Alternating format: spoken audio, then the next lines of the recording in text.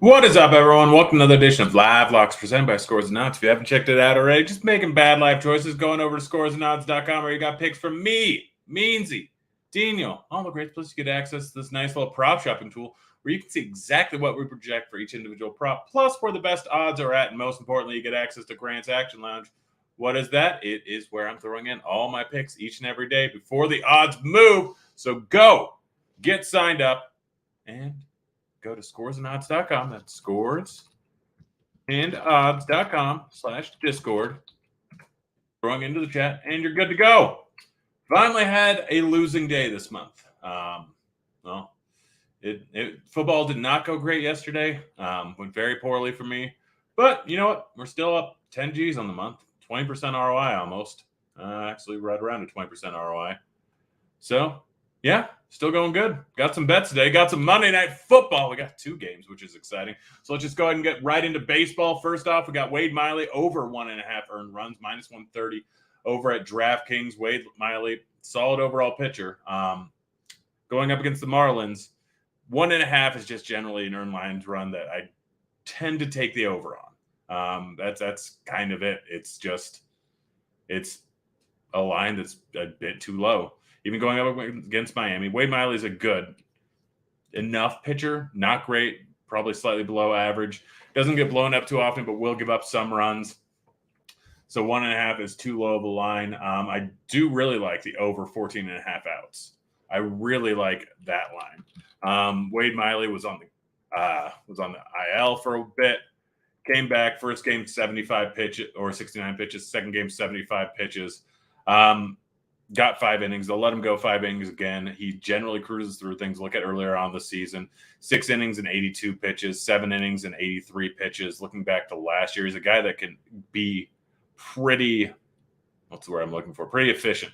7 innings. Like anytime he goes mid-80s, he generally goes over 5. Anytime he goes mid-70s, he's generally at 5 innings. He's a guy that can go later on in the game. They have nothing to play for, so there's no reason to. He's a veteran. There's no reason for them to be too careful with this. So also kind of the reason why I like earned runs is because he's going to go probably 6 innings, has a 4.5 xFIP. 1.5 earned runs is just too low of a line. This is a line you guys might not agree with, but I like it. Tyler Alexander over 2.5 strikeouts, minus 125 over at Bet Rivers. Alexander's bad. He is super bad, but Baltimore is not a good lineup going up against lefties. They're more of a lineup for going up against righties. Rutzman, while absolutely incredible so far in the majors, look at his numbers versus lefties. 101 ISO, 271 WOBA. Now, normally I wouldn't think that much into it, but he's a switch hitter. Much, much, much better from the left side of the plate. Right side of the plate, he just struggles. 23% K rate. Still has a pretty good eye. I mean, that's not going to change from side to side of the plate. But he just is not the same batter going from the right side of the plate as the left side of the plate. Overall lineup, 25.8% K rate. Not a single bat under 25% or under 20% strikeouts. No one really walks outside of Rutzman and Henderson, although Henderson really, that's not 12.5% is not the right number. He's a lefty. He's going to be worse. It's just a super small sample size of 8%. So no real patience. Alexander should end up hitting over 2.5 strikeouts. It's a super low number, even for a low strikeout pitcher, considering he's going up against Baltimore. Merrill Kelly, under 17.5 outs. Big problem for pitchers when they face the same lineup 2 starts in a row, especially when it's the Dodgers. So he just faced them less than a week ago. Made it 4.4 innings, 2 outs, I believe. Might have made it 5 innings. But it was under 6 innings. Dodgers are the best hitting team probably in the majors. Not top 2, top 3, but likely one of the worst teams, probably the worst team in the majors to go up against if you're trying to go later into the game. They're super patient. We see this 10.4% walk rate in projected lineup. Everyone in the lineup walks outside of Trey Turner. Everyone is super patient. A lot of low strikeout bats, so they're going to be fouling balls off. Pitch count will get up. It's just too high of a line at expecting him to go 6 innings. He goes 5 here. Moving on to the next bet. We got some football bets here, and then we're going to go over the plate IQ or Parlay IQ, rather. to see if we can find some bets, teach you how to use it. It's a neat little thing. Parlays didn't go great for me this weekend, but I chose a lot of long shots. There's going to be massive volatility. Still won one of them. We can stick to smaller ones, stick to bigger ones, whatever we feel like. But starting off, Jalen Hurts over 8.5 rushing attempts, minus 125. Jalen Hurts, I think, hit this 10 out of 15 times last season. Averaged a decent amount of rushing attempts. Bringing up his game log here, had 17 in the first outing. Well, I'm not expecting that to continue. This is still a spot where I think he's going to run. We see 10, 9, 8, 8, 9, 10, 13, 7, 10, 13, 18, 8, 8, 2. That game was a blowout, and 7. So he's hitting it at a pretty decent clip. 8.5 is too low.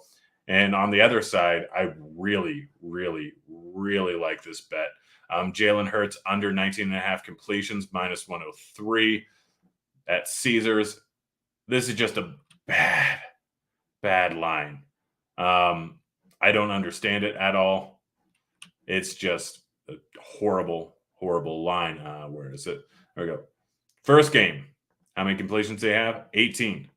Last year, 17, 17, 20, 14, 13, 16, 11, 9, 18, 12, 22, 32. Those are games that are massive blowout. They're slightly favored in this one at 3 points. 25, that was going up against the fastest paced team in the league in Dallas. Minnesota is a team that's going to slow things down. 12 versus San Francisco, which is a reasonable comp for Minnesota. 27 versus Atlanta. Game was a blowout, first game of the season. They're going to run the ball. They're going to run the ball often. This is just a bad overall line.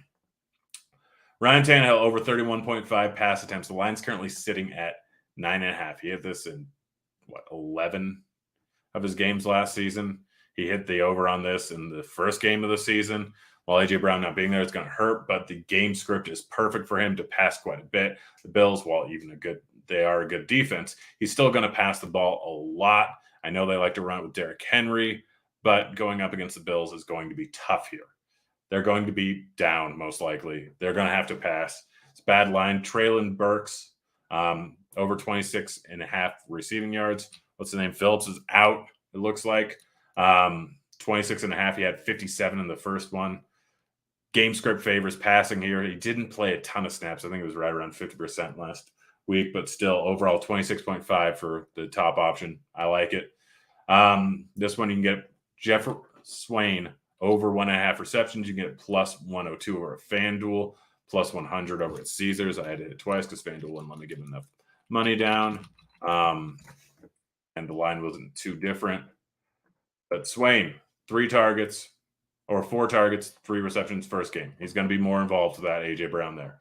Last season, hit it at a pretty consistent clip, 10 out of 16 games, I believe. Hit the over with a lot of 4s in there, a lot of 3s, few 1s in there, but overall the volume should be there for him. This is just a bad overall line.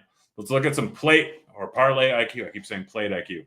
I'm just going to try and figure this out.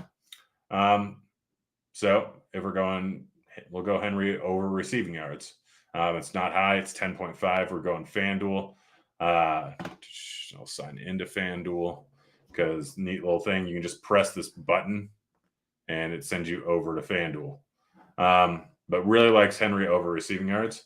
So it's that decent chance that Burks hits over receiving yards. If that happens, I don't really want to go with that. We'll go with Tannehill over passing yards because I like that one. So boom, 316 is the break-even odds on this. Place on FanDuel. You sign in. Tell them I'm in the right state. Let's see. I'm signing in on a different screen.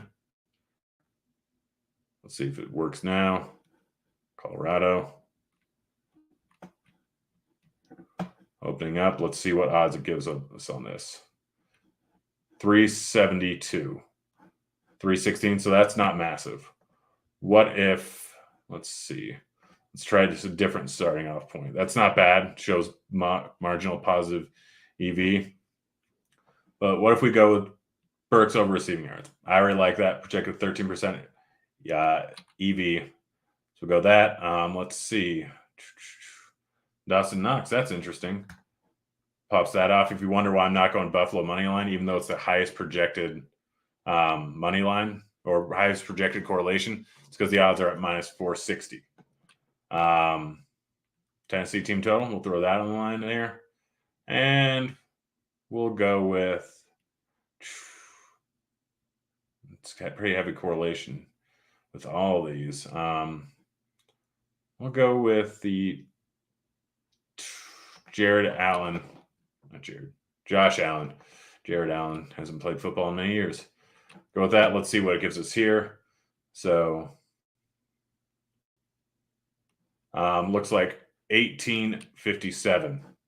We have it at plus 525. Really? I think it accidentally added. I forgot to change the one before. So let's see. It is Burks, Knox, 10, Allen.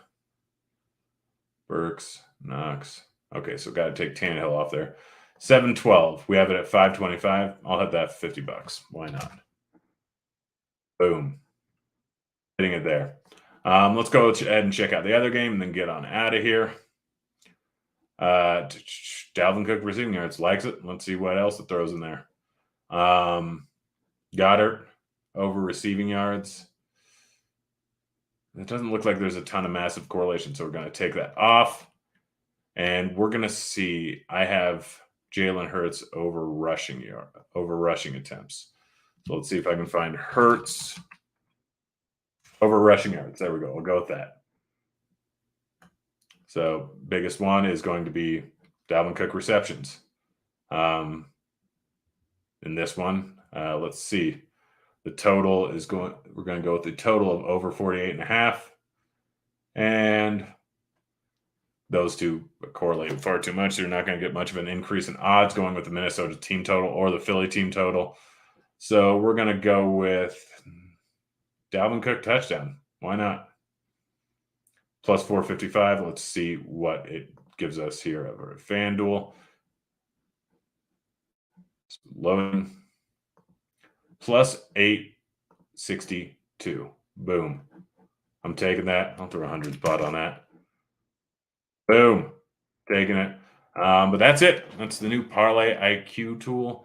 Again, you can just click this button and it puts all of it in, so don't have to mess around a bunch. The whatever the plus percentage here is ROI. The percentage here is the chance of it happening. Yeah, that's the line. You can check out other spots, but yeah, that's it. Go check out the Parlay IQ tool. We'll be back again tomorrow with some baseball, getting ready for football, starting probably Wednesday. Good luck. Let's keep crushing it. I'm out of here. Later, kids.